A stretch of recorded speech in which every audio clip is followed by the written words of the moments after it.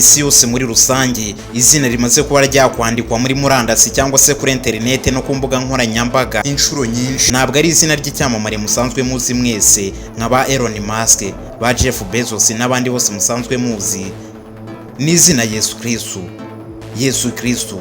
Ibi ngibi ku muntu udasanzwe abizi ashobora kubyumva bigasa nkaho bimucanze. Gusa ikiriho ni iki ngiki, bari abagabo bose musanzwe muzi b'ibikomerezwa bakomakomeye b'abakire ku isi bavutse mu kinyejana cya 20 kandi tuzi neza ko batararenza imyaka 100 mu gihe Yesu amaze imyaka irenga ibihumbi n'ibihumbi avugwa muri iyi si yacu muri rusange. Kugira ngo byumve neza ube wabasha no kubisobanukirwa neza, isi yacu cyangwa se zira kalendari zashinzwe na Gregorian na Julian kalenda bagira ngo babare imyaka neza bashingiye ku gihe Yesu Kristo yaba yarabereyeho. Iri zina Yesu Kristo niryo rimaze kuvugwa n'abantu batari bakeya hano ku isi, uhereye kuva isi yaremwa kugeza amagingo ayana n'uyu munsi. Izina Yesu Kristo riracyari mu mitwe y'abatari bakeya. Iki kiganiro tugiyemo ni ikiganiro cy'amayobera matagatifu, usabwe kucyumva neza witonze kugira ngo utaza gutakara akantu ku kandi. Iki cyegeranyo tugiyemo ni icyegeranyo cy'amateka agaragaza Yesu Kristo, aho yavukiye, aho yagiye n'ibindi bikorwa byose yagiye akora n'ibyamuvuzweho byose. Mbahaye ikaze.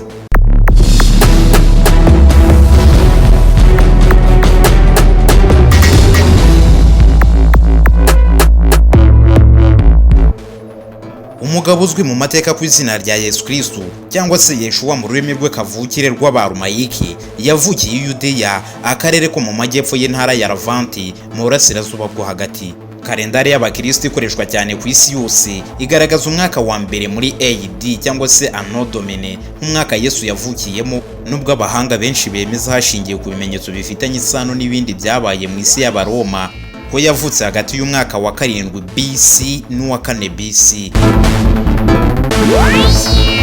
Nubwo ivuka rye ryizizwa ku itariki ya 25 Ukuboza ku munsi wa Noheli, nta bimenyetso bifatika bihari bibigaragaza.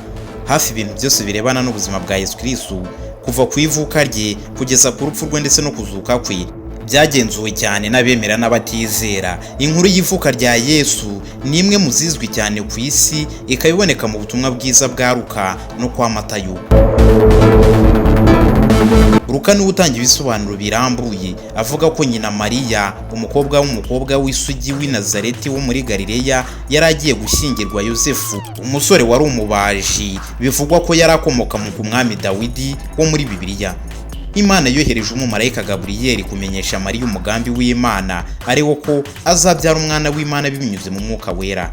Matayo we yandika mu buryo butandukanye gatoya, avuga ko umumarayika yabanje kugaragara kuri Yosefu akamuhumuriza ko akwiye gukomeza gushyingirwa Mariya nubwo yamusanganye inda, kuko yari atwite umwana w'Imana. Bibiliya ivuga ko nyuma y'amezi Mariya yabyariye umwana w'Imana mu kiraro cyo mu mujyi wa Betelehemu.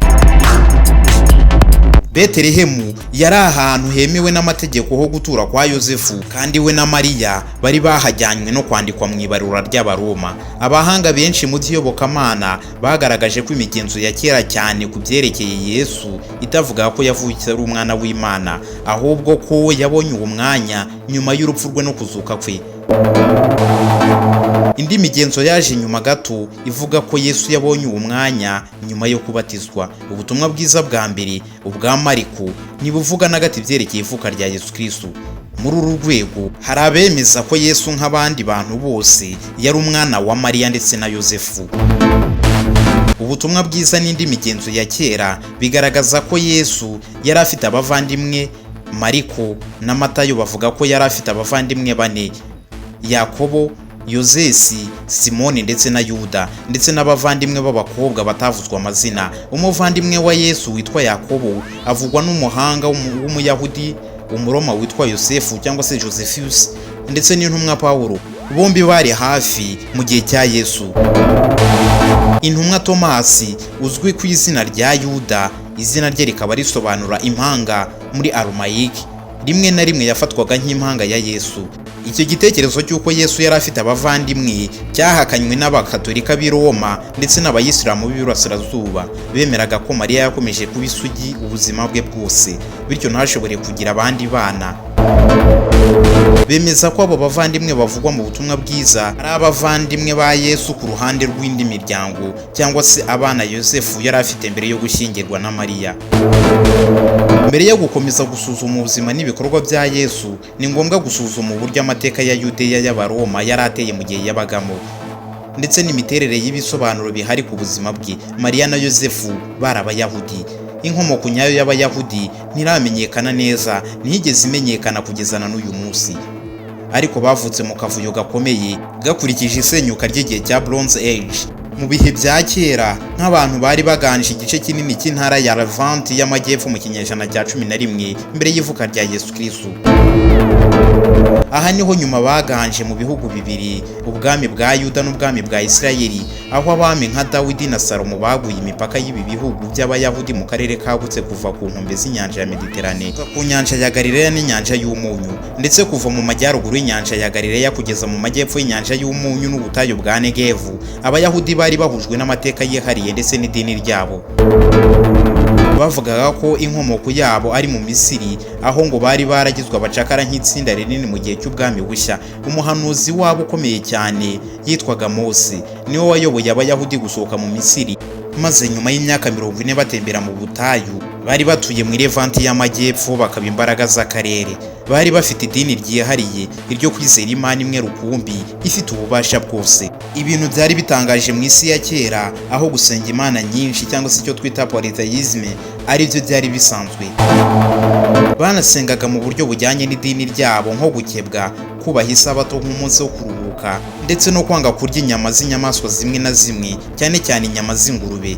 Gusenga kwabo kwibandaga ku ngoro nkuru y'i Yerusalemu mu mujyi mukuru w'ubwami bwabo. Ubwami bwa Yuda n'ubwami bwa Isirayeli byari imbaraga zikomeye mu karere mu kinyejana cya 10, icya 9 ndetse n'icya 8 mbere y'ivuka rya Yesu Kristo, ariko nyuma byaje kugabanuka ubwo ibindi bihugu byo mu karere k'ubutaka bwera byari bigiye kuza ku isonga. Ubutegetsi bw'amahanga bwariyongereye cyane. Ibi byatumye Abayahudi bagaruzwa n'ubutegetsi bw'amahanga, cyane cyane mu ntangiriro z'ikinyejana cya 6 mbere y'ivuka rya Yesu Kristo, ubwo Abanyababuloni bashya bayobowe n'umwami Nebukadinezari wa kabiri batsindaga Levant y'amajyepfo, bakarimbura ingoro y'i Yerusalemu, bigahagarika igihe cyiswe igihe cya mbere y'ikingoro. Banagize Abayahudi benshi abacakara babajyana i Mesopotamiya, igihe cyaje kwitwa ubucakara bw'i Babuloni mu migenzo y'Abayahudi. Nyuma y'igihe, Abayahudi batangiye gusubira mu gihugu cyabo, maze mu gihe cy'ubutegetsi bw'Abaperesi bwabayeho nyuma y'iyo myaka, bongera kubaka ingoro y'i Yerusalemu, bitangiza igihe cya kabiri cy'ingoro. Cyari kikiriho mu gihe Yesu yavukaga. Abayahudi bongeye kubona ubwigenge hagati mu kinyejana cya 2 mbere y'ivuka rya Yesu Kristo, ubwo Abamakabe bahagurukaga mu ntambara yo kurwanya ubwami bw'Abaselewuko b'Abagiriki, ariko ubwo bwigenge bwamaze igihe gito, kuko ubwo ubwami bw'Abaroma bwaguriraga imipaka mu burasirazuba bwa Mediterane mu kinyejana cya 2 n'icya 1 mbere y'ivuka rya Yesu Kristo. Abayahudi baguye mu rwego rwo kuba igihugu cy'abakiriya b'Abaroma, bivuze ko umwami w'Abayahudi yakomezaga kuba umwami wa Yudeya, ariko mu by'ukuri yari umugaragu w'Abaroma. Umwami Herode niwe w'ingenzi muri abo bami b'abakiriya, akaba yarategetse imyaka hafi 30 mu gihe Yesu yavukaga. Mu byiciro bikurikiranye, Yudeya yarushijeho kwinjizwa mu bwami bw'Abaroma. Abami b'Abayahudi bo mu gihugu bagabanyirizwaga ububasha. Ingabo z'Abaroma zashyizwe mu bice nka Yerusalemu, ndetse hashyirwaho umuyobozi mukuru w'Abaroma nk'umucamanza mukuru w'Abaroma mu ntara ya Yudeya y'Abaroma mu mwaka wa 6 mu gihe cya Yesu. Ibi byahindutse ibintu by'ingenzi mu nkuru ya Yesu. Ubutegetsi bw'Abaroma bwazanye umuvurungano ukomeye muri Yudeya, cyane cyane bushingiye ku idini, ari naryo ryagaragazaga Abayahudi nk'abantu batandukanye n'abandi nk'Abaroma. Mu gihe andi mahanga yari yarigaruriwe n'Abaroma, yakiraga ubutegetsi bwabo bishimye, bitewe n'amahoro n'iterambere babazaniraga. Abayahudi bo ntibigeze babyemera mu buryo bumwe, kubera ko Abaroma bayoboraga Yudeya ni babi cyane, bari babi cyane, bayoboraga Yudeya nabi. Abami nka Kayizari Tiberiyo, umwe wayoboye ubwami bw'Abaroma hagati y'umwaka wa 14 mu gihe cya Yesu ndetse n'umwaka wa 37 mu gihe cye, ni muri Anno Domini, igihe kinini cy'ubuzima bwa Yesu, barushijeho kongera umuvurungano mu kwirengagiza ubwera bw'ingoro y'i Yerusalemu. Mu gihe ibi byabaga, abigisha b'idini batari mu murongo umwe n'abandi, n'amatsinda y'idini yarakwirakwiriye muri Yudeya. Ayo matsinda arimo Abayiseni, Abasadukayo n'Abazeri. benshi muri bo bigishaga barwanya ubutegetsi bw'ababonaga nk'abayobozi b'ingoro b'i Yerusalemu n'uburyo bari barafashije abaroma kwigarurira igihugu cy'abayahudi kugira ngo barengere inyungu zabo bwite. Hari n'abandi bigisha b'inzererezi bakurikizaga inzira y'iyobokamana ryari rizwi nka Messianic Judaism, bakubaka abayoboke babo bagera mu bihumbi. Ubuzima bwa Yesu bwabaye muri uru rwego rwuzuye politiki, imibereho n'idini. Inkomoko y'ingenzi ku buzima bwa Yesu ni ibyanditswe bishya cyangwa se New Testament. Ibyanditswe n'abavugabutumwa bane barimo Mariko, Matayo, Luka ndetse na Yohana. Ibi byanditswe hagati y'umwaka 70 ndetse n'110 muri Anno Domini, imyaka myinshi nyuma y'urupfu rwa Yesu Kristo. Bityo si inkuru z'igihe cy'ukuri ku buzima bwa Mesiya. Ubutumwa bwa Yohana ari nabwo bwanditswe nyuma, bwanditswe hashize imyaka irenga 75 nyuma y'urupfu rwa Yesu Kristo. Mu migenzo ya kera byavugwaga ko abavugabutumwa bari abigishwa ba Yesu nk'uko byavugwaga kuri Matayo na Yohana, cyangwa inshuti zabo nk'uko byavugwaga kuri Mariko ndetse na Luka. Ariko mu by'ukuri byanditswe n'abantu batamenyekanye, hanyuma bikitirirwa intumwa n'inshuti zabo kugira ngo byizerwe kurushaho. Abahanga benshi bemera ko ibi byanditswe bine byemewe byanditswe n'abayoboke b'ingenzi b'inyigisho za Yesu Kristo, nubwo bari batandukanye cyane nawe, kuko byanditswe mu Kigiriki aho kuba muri Arameyike, ururimi rwakoreshejwe cyane muri Levante y'amajyepfo mu bihe bya kera. Inkomoko ya mbere y'abakristo yizewe ni amabaruwa y'intumwa Pawulo, umwe mu bahindutse abakristo ba mbere. Aya mabaruwa yanditswe hagati mu kinyejana cya mbere muri Anno Domini. Ku bijyanye n'inkomoko itari y'abakristo, Yesu avugwa na Yosefu cyangwa se Josephus, umuhanga w'Umuyahudi, Umuroma wandikaga mu mpera z'ikinyejana cya mbere muri Anno Domini, ndetse n'abanditsi b'Abaroma Pliny the Younger ndetse na Tacitus bandikaga hagati y'imyaka 50 n'ijana nyuma y'igihe cya Yesu Kristo. Ibyo bavuze kuri Yesu Kristo ni bike cyane, bigaragaza ko Yesu atari umuntu w'ingenzi cyane mu isi y'Abaroma mu gihe cye.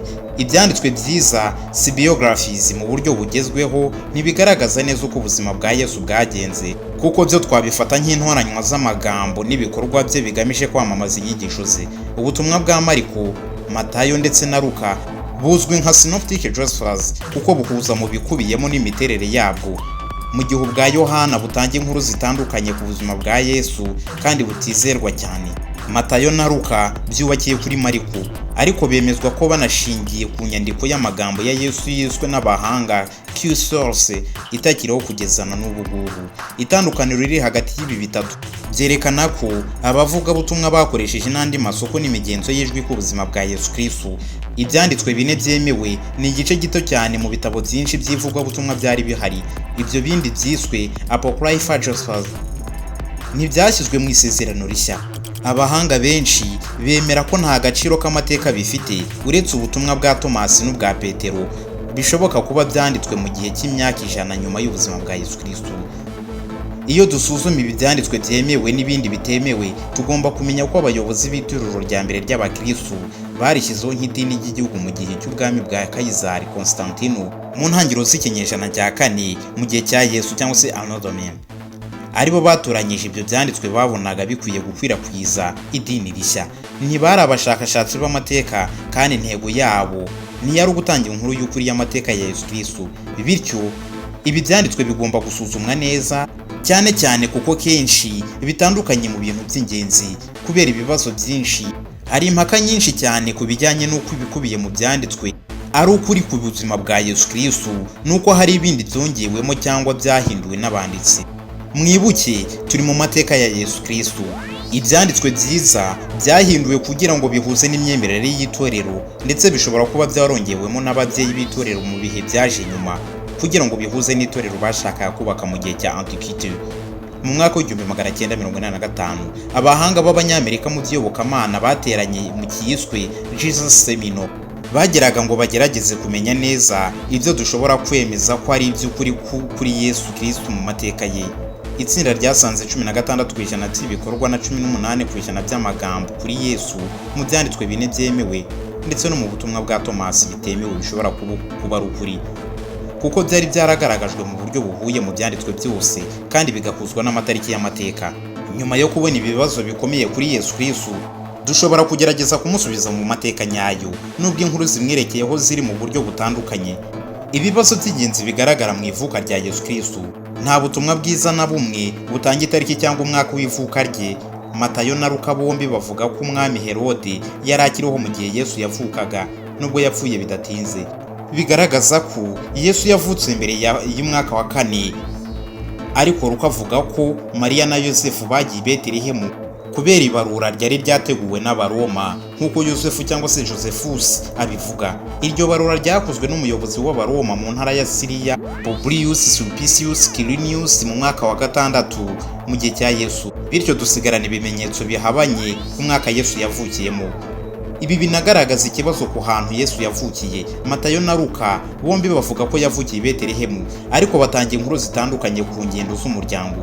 Matayo yerekana ko Mariya na Yosefu bashobora kuba bari basanzwe batuye i Betelehemu mbere y'uko Yesu avuka, ariko umuryango waje guhungira mu Misiri nyuma yo kuburirwa ku mugambi wa Herode wo kwica abana bose bari munsi y'imyaka 2. Luka we avuga ko bagiye i Betelehemu kugira ngo bandikwe mu ibarura. Abanditsi bashobora kuba barashakaga gushyira ivuka rya Yesu Kristo i Betelehemu kugira ngo buzuze ubuhanuzi bwo mu isezerano rya kera bwavugaga ko umwana wo mu muryango wa Dawidi azavukira i Betelehemu akazaba umwami w'Abisirayeli. Ibi byatumye bamwe bavuga ko Yesu ashobora kuba yaravukiye Nazareti, aho yavukiye kandi aho hamenyekanye cyane. Tugarutse ku bwana bwa Yesu, nta byinshi bizwi ku buzima bwe bw'ubwana, kuko ibyanditswe byiza byibanda ku buzima bwe nk'umwigisha w'idini. Matayo avuga ko Yesu yari umwana w'umubaji kandi ashobora kuba yarize umwuga wa se w'umubiri. Inkuru yonyine ivuga ku bwana bwe iboneka muri Luka, aho Yesu afite imyaka 12 yajyanye n'ababyeyi b'i Yerusalemu mu munsi mukuru wa Pasika. Nyuma y'uko ababyeyi batashye, Yesu yasigaye i Yerusalemu, maze ababyeyi be baramubura. Bamushatse iminsi 3, basanga ari mu ngoro y'i Yerusalemu aganira n'abigisha b'idini. Yarabatangaje cyane, baratangara ku bw'ubumenyi bwe. Mariya yamubajije impamvu atajyanye nabo, maze Yesu aramusubiza ati: ni kuki mwanshakaga? Ntimuzi ko ngomba kuba mu nzu ya Data? Ariko umuryango we ntiyumvishe icyo yashakaga kuvuga. Nyuma yaho Yesu yasubiye i Nazareti hamwe n'umuryango we. Abashakashatsi bavuga ko iyi nkuru ari uburyo bwo gutegura inzira y'ubuzima bwe bw'igihe kizaza, aho yaje kwiyitirira umwana w'Imana. Ikintu gikomeye mu buzima bwa Yesu Kristo nuko yabatijwe na Yohana, umuhungu wa Zakariya, uzwi cyane ku izina rya Yohana Umubatiza cyangwa se John Baptiste. Nk'uko Luka bivuga, mu mwaka wa 29 mu gihe cya Yesu Kristo, mu mwaka wa 15 w'ubutegetsi bwa Kayisari Tiberi, Yohana yabaye umwigisha muri Yudeya, asaba abantu kwihana ibyaha byabo kuko umunsi w'urubanza wari wegereje. Ku Bayahudi benshi, umunsi w'urubanza ntiwari gushyiraho iherezo ry'isi, ahubwo wari impinduka ikomeye izazanwa n'Imana kugira ngo ukize Abisirayeli. Mu gihe abanyabyaha batihanaga, bazahanwa n'uburakari bw'Imana. Na n'ubu igihe abanyabyaha batihana, bazahanwa n'uburakari bw'Imana. Yesu yakiriye ubutumwa bwa Yohana, maze abatirizwa mu ruzi rwa Yorodani.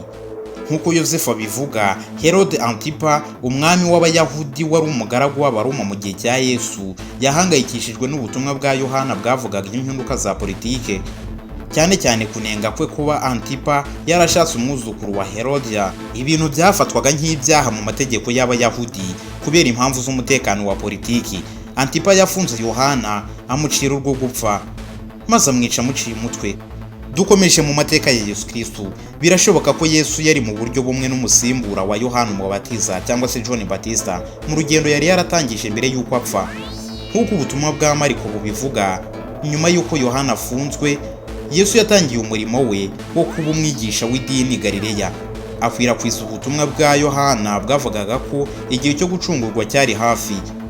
Mbere y'uko abikora, ibyanditswe byemewe Synoptic Gospel bivuga ko yamaze iminsi 40 mu butayu asenga, n'igihe cyose akageragezwa n'umwanzi. Matayo na Luka bavuga ko Satani yasabye Yesu kwerekana ko ari we Mesiya, ahindura amabuye umutsima, kumwemerera kuba umwami w'amahanga yose ku buryo yemeye kumuramya, ndetse no kwiyahura akiyiriza ku gisenge cy'ingoro y'i Yerusalemu.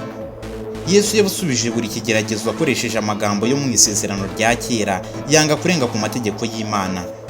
Inkuru yo gutsinda kwa Yesu Kristo ku bigeragezo bya Satani ushobora gusobanurwa n'abahanga nk'uburyo bwo kwerekana intambara hagati y'icyiza n'ikibi, izagaragara cyane mu nyigisho ze, ariko bishoboka ko Yesu koko yamaze igihe mu bwigunge yibwira ku butumwa bwe n'umubano we n'Imana. Nk'uko Luka bivuga, Yesu yari afite imyaka 30 ubwo yatangiraga umurimo we atandukanye na Yohana Umubatiza wakoreraga ku ruzi rwa Yorodani, agakurura abayoboke baturutse mu gihugu cyose cya Yudeya ndetse n'i Yerusalemu hose. Yesu yakoreraga mu migi ya Galileya mu majyaruguru ya Yudeya y'Abaroma. Ibyanditswe bivuga ko Yesu yabanje kwigisha mu mujyi we wa Nazareti, ariko abaturage baho bamwanga, bamumenya nk'umwana w'umubaji Yosefu, bamwirukana mu mujyi wa Galileya. Ubutumwa bwa Matayo buvuga ko nyuma yo kuva i Nazareti, Yesu yagiye i Kaperinawumu ku nkombe y'amajyaruguru y'inyanja ya Galileya gukwirakwiza ubutumwa bwe bwiza. Ariko Mariko na Luka bavuga ko yaramaze igihe yigisha i Kaperinawumu mbere y'uko asubira i Nazareti. Kaperinawumu yaje kuba nk'icyicaro cye, aho yigishaga kenshi mu masinagogi. Isinagogi zari zitandukanye n'ingoro y'i Yerusalemu, aho Imana itaragaragaraga yasengwaga kandi hakorerwaga ibitambo by'inyamaswa n'abatambyi. Isinagogi zari ahantu abaturage b'Abayahudi bahuriraga ku isabato baganira ku by'idini. Ibimenyetso by'amateka bigaragaza ko abantu bicaye ku mpande z'icyumba, umuyobozi ari hagati, bigafasha mu biganiro no mu mpaka. Yesu ashobora kuba yaratangiriye umurimo we nk'umwe mu baganiraga mu cyumba, asubiza umuyobozi w'isinagogi, nk'uko Mariko na Matayo babivuga. Yesu yabonye abigishwa ba mbere ku nkombe z'inyanja ya Galileya hafi ya Kaperinawumu. Yabonye Simoni na murumuna we Andereya bari kuroba, abategeka kumukurikira. Hafi aho yahasanze abavandimwe Yakobo ndetse na Yohana, abana ba Zebedeyo, bari kumwe na se ku bwato bategura inshundura. Bahise basiga se bajya gukurikira Yesu, basize se ku bwato. Birashoboka ko abo bagabo bane bari basanzwe bazi izina Yesu, ariko ntibisobanurwa uburyo bahise bareka byose bakamukurikira. Luka avuga ko Yesu yigishaga ari ku bwato bwa Simoni, amusaba kureka inshundura, nubwo Simoni yabanje kwinuba avuga ko ntacyo byatanga kuko bari baraye barura ijoro ryose ntacyo bafashe. Yaraziretse maze afata amafi menshi kimwe n'abandi barobyi bari kumwe nawe. Simoni yabonye ibi nk'ikimenyetso cy'uko Yesu afite umugisha w'Imana, maze we n'inshuti ze baramukurikira. Ikimenyetso cy'amafi, amazi n'imigezi. Turacyari mu mateka ya Yesu Kristo. Iki kimenyetso kigaragara cyane mu nkuru za Yesu Kristo. Abo bagabo bane nibo ba mbere mu itsinda ryihariye ry'abayoboke ba Yesu, baje kwitwa abigishwa 12 cyangwa se intumwa 12. Hari itandukaniro mu rutonde rw'abigishwa 12 rwatanzwe mu byanditswe byemewe Synoptic Gospel. Mu gihe Yohana atatanga urutonde rwuzuye, ibyanditswe byose byerekana uruhare rukomeye rwa Simoni waje kwitwa Petero, n'abavandimwe Yakobo ndetse na Yohana murumuna wa Petero. Andereya avugwa mu byanditswe byose 4 kimwe na Tomasi ndetse na Filipo. Nubwo bagira uruhare rugaragara cyane mu butumwa bwa Yohana, ibyanditswe byose 4 bivuga Yuda Iskariyota nk'umwigishwa wamugambaniye. Ibyanditswe 3 byemewe, Matayo, Mariko ndetse na Luka, bivuga Matayo, Barutolomayo, Yakobo wa kabiri umwana wa Rufayo na Simoni wa kabiri. Matayo na Mariko bavuga ko umwigishwa wa 12 ari Tadeyo, ariko Luka we avuga ko undi ari Yuda umwana wa Yakobo.